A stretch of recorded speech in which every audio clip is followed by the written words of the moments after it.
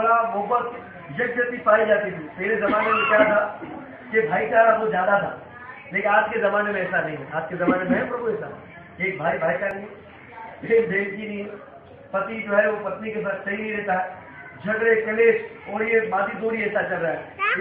पहले दौर में ऐसा नहीं होता था। पहले दौर में एक घर के अंदर 5-5 6 भाई रहते थे और उनकी बहुएं भी रहती थी और माँ बाप भी रहते थे, खाना भी चलता था, पीना भी चलता था, सब कुछ होता था, परंतु झगड़ा नहीं होता था।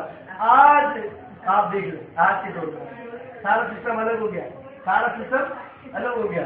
तो आज के दौर में किसी को किसी की नहीं पड़ी है, शेख अपनी अपनी देख, बोले मैं मेरे घर में सुखी हूँ, बाकी सब दुखी रहे, मैं मेरे घर में सुखी हूँ, बाकी सब दुखी रहे।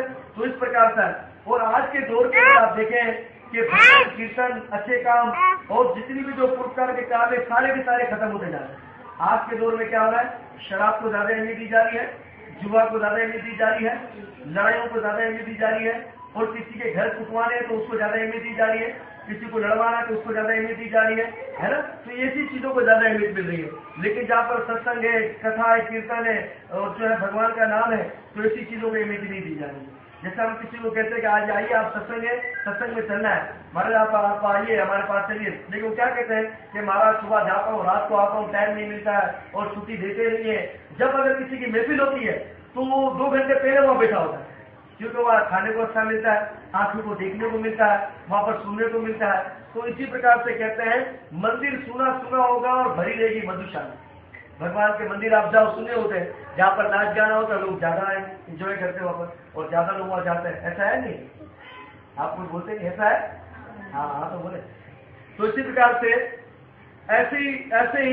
ऐसी करीन कामों में लोगों की दिलचस्पी नहीं रही। आज का इंसान नेकी के रास्तों से भटक गया है।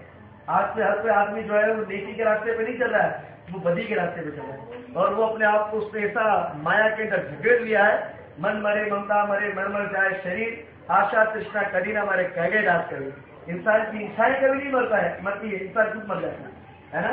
आज छोटे घर में ना तो कल बोलेगा बड़े घर में होना चाहिए, वो बड़ा घर भगवान देगा तो बोला कि फिर वो फ्लैट में होना चाहिए, फ्लैट मिल गया बोला महल होना चाहिए, वो महल करता करता खुद ऊपर चले जाएगा। तो इसी प्रकार से इंसान की इच्छाएं कभी पूरी नहीं होती।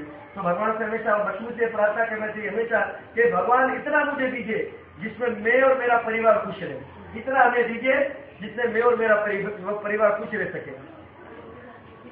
तो इसी प्रकार से नगर था, इसी प्रकार से इस नगर में रहने वाले की एक कथा मैं आपको बताऊंगा। कई इस शहर में बुरे लोग तो बहुत थे, लेकिन कहते हैं कि सारे बुरे नहीं होते, कोई कोई अच्छे लोग भी होते हैं। भाई जब एक घर के अंदर अगर 5 बेटे पढ़ते हैं तो 5 शराबी नहीं हो जाते, उनमें तो कोई अच्छा भी होता है। तो इसी प्रकार से इसी कथा ये बता रहे हैं कि उसमें एक शीला नाम की औरत रहती थी और उसके पति के साथ रहती थी। तो दोनों का जीवन बड़ा अच्छी से चल रहा था और कभी कभी ऐसा होता है सुख और दुख तो इंसान को भोगना ही पड़ता है।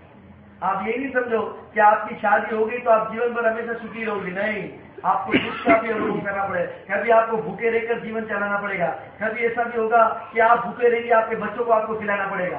तो ये समय भी आपको देखने पड़ेंगे। आप ये नहीं बोलो कि 24 घंटे 24 आवर मेरे आटे डब्बे के अंदर जो है वो आटा भरा रहे, ऐसा भी नहीं।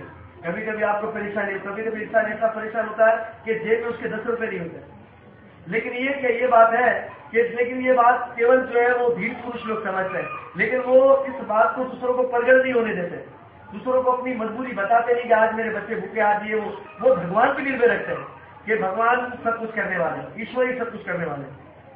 शीला और उसका शोर बड़ी ईमानदारी के साथ अपने जीवन को